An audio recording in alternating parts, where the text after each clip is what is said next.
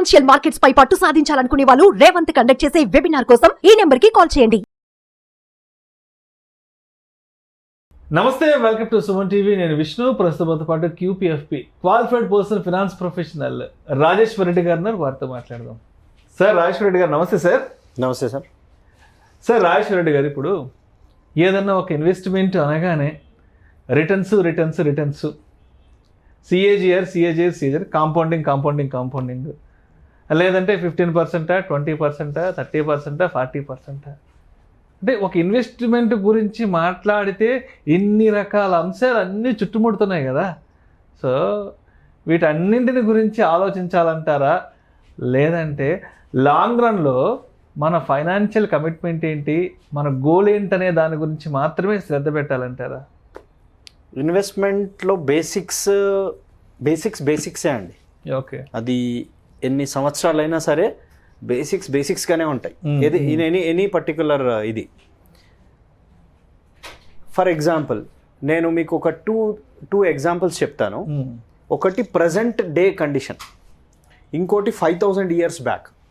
అంటే ఇన్ని సంవత్సరాల నుంచి కూడా బేసిక్స్ మారలేదు అనేదానికే నేను 2 ఎగ్జాంపుల్స్ తీసుకుంటున్నాను. ఫర్ ఎగ్జాంపుల్, ఇన్వెస్ట్మెంట్ అనేది ఇది ఒక జర్నీ అండి, ఒక జర్నీ. ఫర్ ఎగ్జాంపుల్ ఈ రోజున్న సిచ్యుయేషన్స్లో మొన్న ఇది అంటే ఈ ఎగ్జాంపుల్ ఎందుకు వచ్చింది అని అంటే, జస్ట్ రీసెంట్గా మేము విజయవాడ ట్రావెల్ చేసినాం, మన కనకదుర్గమ్మ టెంపుల్ అమ్మవారిని చూసి వచ్చారు.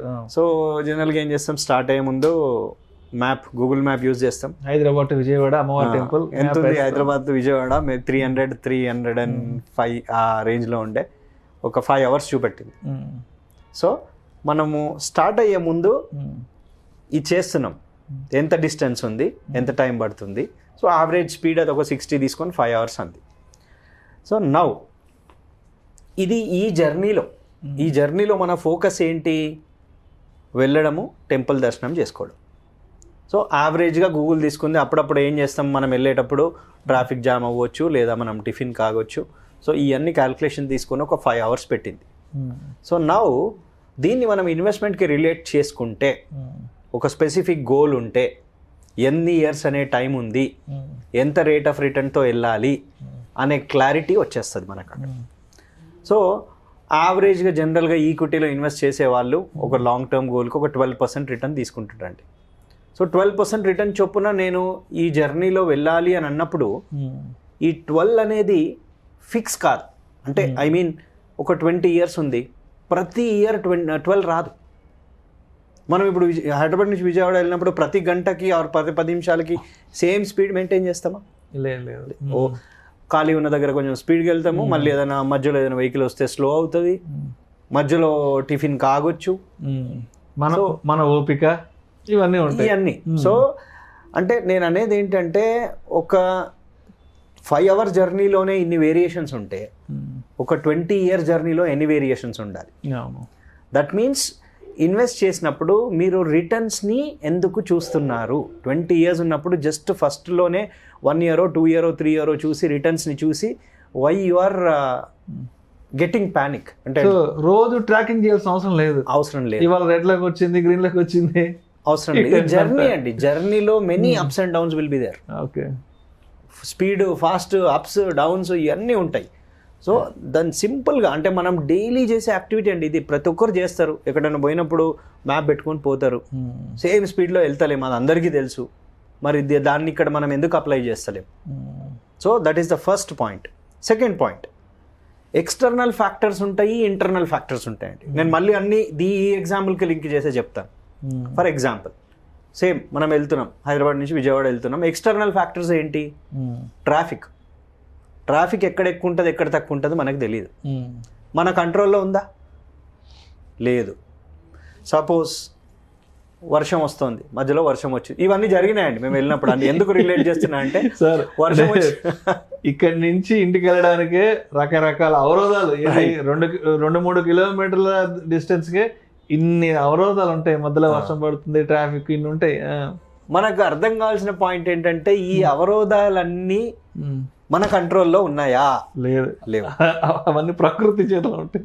ఏ టైంలో ఏ అవరోధం వస్తుంది మనం ఊహించి చెప్పలేం, తెలియదు. మన చేతులు లేదు, అదంతా దైవాధీనం. సో మధ్యలో వర్షం వచ్చిందండి, స్లో కావాల్సి వచ్చింది, ముందు రోడ్ కనిపించట్లేదు, మనం వెళ్ళే పాయింట్ మనకు తెలుసు, కానీ నాకు జస్ట్ ఎంత ఒక 10 meters 20 meters రోడ్ కూడా కనిపించట్లేదు, స్లో చేయాల్సి వచ్చింది, చేయాలి తప్పదు, కాసేపు పక్కన ఆపుకోవాలి, ఎక్కడన్నా ఆపుకోవాలి ఎక్కడన్నా షెల్టర్ చూసుకొని. మధ్యలో ఆకలేస్తుంది, టిఫిన్ చేయాల్సి వస్తుంది. సో ఈ ఫ్యాక్టర్స్ అన్ని అంటే ఎక్స్టర్నల్ ఫ్యాక్టర్స్ ఏంటి, ట్రాఫిక్ అనుకోండి, వెదర్ అనుకోండి. ఇక్కడ మన ఇన్వెస్ట్మెంట్లో ఎక్స్టర్నల్ ఫ్యాక్టర్స్ ఏంటి, ఏదో ఒక మార్కెట్ ఈవెంట్ వస్తుంది, ఏదో ఒక న్యూస్ వచ్చేస్తుంది, గ్లోబల్ న్యూస్ ఒకటి వస్తుంది, డౌన్ అయిపోతుంది మార్కెట్. ఎందుకు వరీ అవడం, షార్ట్ టర్మ్ మనం ఆ షార్ట్ టర్మ్ ఫోకస్ లో ఉంటే దాని గురించి వరీ అవుతే ఇదే ప్రాబ్లం అవుతుంది. మనకు 20 years టైం ఉంది చేతిలో, 20 years టైం ఉంది, అది షార్ట్ టర్మ్ అని మనందరికీ తెలుసు, అయినా మళ్ళీ దాని గురించి ఆలోచిస్తాం. అంటే ఎక్స్టర్నల్ ఫ్యాక్టర్స్ మన కంట్రోల్లో లేనిది, దట్టు మనం కంట్రోల్ చేయలేము, అది ఎప్పుడు వస్తుంది, ఎంతసేపు ఉంటుంది, ఏమీ మనకు ఐడియా లేదు. Still we will be worrying about that. So దాన్ని తీసేయాలి. ఇంటర్నల్ ఫ్యాక్టర్స్ ఏంటి, fear and greed, psychological issues ఇవన్నీ. ఇప్పుడు రిటర్న్ అన్నారు కదా మీరు, 20% 25%. కొంతమంది ఏంటి 20 year జర్నీ ఉంటుంది, ఇప్పుడు ఒక 2 years నుంచి మార్కెట్ ఫుల్ బూమ్ లో ఉంది, ఎవరిది చూసినా 25-30% రిటర్న్లు ఉన్నాయి, ఎగ్జిట్ అవుదామా అంటారు. ఏం చేస్తారు ఎగ్జిట్ అయ్యి, డబ్బులు వచ్చేసాయి కదా, కొట్టేద్దాం. బట్ ఇప్పుడు అవసరం లేదే, ఏం చేయాలి దాన్ని, ఎగ్జిట్ అయ్యి మళ్ళీ ఇన్వెస్ట్మెంట్ అంటారు. ఎగ్జిట్ అవ్వడం ఎందుకు, మళ్ళీ ఇన్వెస్ట్ చేయడం ఎందుకు? కానీ మన ఫుల్ ఫ్లెడ్జ్డ్ గోల్ ఏమో 20 years 15 years ఉంది, కానీ లాస్ట్ 2-3 years రోజున రిటర్న్స్ చూసుకొని రిడెంప్షన్ కొడతా ఉంటారు. మళ్ళీ ఈ జర్నీకి రావడమే. సరే స్పీడ్కి వెళ్తున్నామా అని చెప్పేసి మనం అక్కడ మధ్యలో ఆగిపోతామా? ఆగం కదా. మన అల్టిమేట్ గోల్ ఏంటి, we need to go and visit, have Darshan. So దీనికి రెండిటికి లింక్ చేసుకుంటే మనం చేసే పొరపాట్లు మనకు అర్థమవుతాయి. కానీ రియల్ లైఫ్లో మనం చేసే ఈ చిన్న పనులు మళ్ళీ మనం ఇన్వెస్ట్మెంట్ జర్నీకి లింక్ చేయక చాలా మిస్టేక్స్ చేస్తున్నాం. సో హై రిటర్న్ వచ్చినా కానీ అంతలా హ్యాపీ అవ్వాల్సిన పని లేదు, ఎందుకంటే నేను ఇంకా ట్రావెల్ చేయాల్సింది చాలా ఉంది. సరే హై రిటర్న్స్ వస్తే మళ్ళీ తగ్గదని గ్యారంటీ లేదు, తగ్గితే పెరగదని అది లేదు, పెరుగుతుండొచ్చు. సో లాంగ్ టర్మ్ని అంటే షార్ట్ టర్మ్ ఫోకస్ని మానేసేయాలి, లాంగ్ టర్మ్ వ్యూలోనే ఉండాలి. ఇవి కాకుండా టైమింగ్ ద మార్కెట్. సపోజ్ ఇప్పుడు నేను అన్నాను 300 kilometers 5 hours అన్నాను.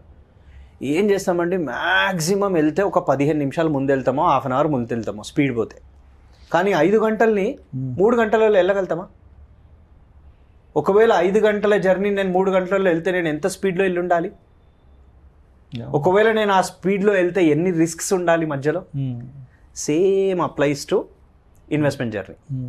12% ఎక్స్పెక్టేషన్ పెట్టుకున్నాము, నాకు ఎక్కువ కావాలి అంటే నీకు ఎక్కువ రిటర్న్ కావాలంటే ఎక్కువ రిస్క్ తీసుకోవాలి. ఎక్కువ రిస్క్ తీసుకోవాలి అని అన్నప్పుడు క్యాపిటల్కి ప్రాబ్లం ఉంటుంది. సో ఆ జీపీఎస్లో మనం ఫోన్లో జీపీఎస్లో గోల్ సెట్ చేసుకున్నప్పుడు we need to have that patience, we need to have that long term view. Short term focus అనేది మైండ్లోంచి తీసేయాలి, అప్స్ అండ్ డౌన్స్ అనేది తీసేయాలి, ఇంటర్నల్ ఎక్స్టర్నల్ ఫ్యాక్టర్స్ని తీసేయాలి. ఇదంతా టుడేస్ ఎగ్జాంపుల్ అండి, అంటే ఈరోజు మనం జనరల్గా అందరు యూజ్ చేసేది. సరే మరి ఈ ఎగ్జాంపుల్ నేను 5000 years బ్యాక్ది కూడా చెప్తాను కదా. 5000 years బ్యాక్ అంటే నథింగ్ బట్ భగవద్గీత అండి. భగవద్గీత నుంచి కొన్ని లక్షల బుక్స్ వచ్చినాయి. మన ఏన్షియంట్ ఇండియన్ విజ్డమ్, దాని నుండి ఫారినర్స్ అంతా దాని నుంచి నేర్చుకొని బుక్స్ రాసి మిలియన్స్ ఆఫ్ బుక్స్ సెల్ అయినాయి. దాంట్లోంచి కాపీ కొట్టిన 1-2 పాయింట్లతో ఒక బుక్ చేసి. బట్ మన బేసిక్స్ అవి మర్చిపోతున్నాం. ఫర్ ఎగ్జాంపుల్ చాప్టర్ 2 2nd chapterలో 47 verse అండి. ఏది మన డ్యూటీస్ ఏంటి, మన కర్మ ఏంటి, దాని గురించి ఏంటి అనేది ఒక శ్లోకం ఉంది. కర్మణ్యే వాదికారస్తే మా ఫలేషు కదాచన మా కర్మ ఫలహేతుర్భూహు మాతే సంగోస్త్వ కర్మని. అంటే మనం చేసే డ్యూటీస్ దాని రిజల్ట్ మీద కాన్సన్ట్రేట్ చెయ్యొద్దు, ఈ ప్రాసెస్ మీదే ఉండాలి. మన పని మనం చేసుకుంటూ వెళ్తే రిజల్ట్ ఆటోమేటిక్గా వస్తుంది. మళ్ళీ ఈ రిజల్ట్ నేనే తీసుకొచ్చాను, నేనే 20% చేశాను, నేనే 25% చేశాను అనుకోవడం కూడా మిస్టేక్. ఎందుకంటే ఎందుకు వస్తుంది, అది మార్కెట్ పర్ఫార్మెన్స్ వల్ల వస్తుంది. పోనీ మనము ఈ రిటర్న్ మీద కాన్సన్ట్రేట్ పెట్టుకుంటే ఇమోషనల్ డెసిషన్స్ మధ్యలోకి వచ్చేస్తాయి. అంటే ఈ శ్లోకాన్ని మనం ఇన్వెస్ట్మెంట్కి రిలేట్ చేసుకుంటే what is all happening is end point reach అవ్వడం ప్రాబ్లం అవుతుంది. Yes.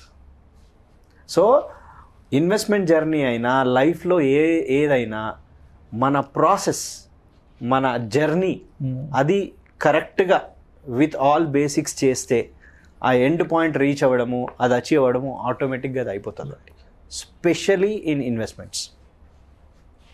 Thank you sir. Thank you so much Rajesh Reddy గారు. Thank you. నమస్తే.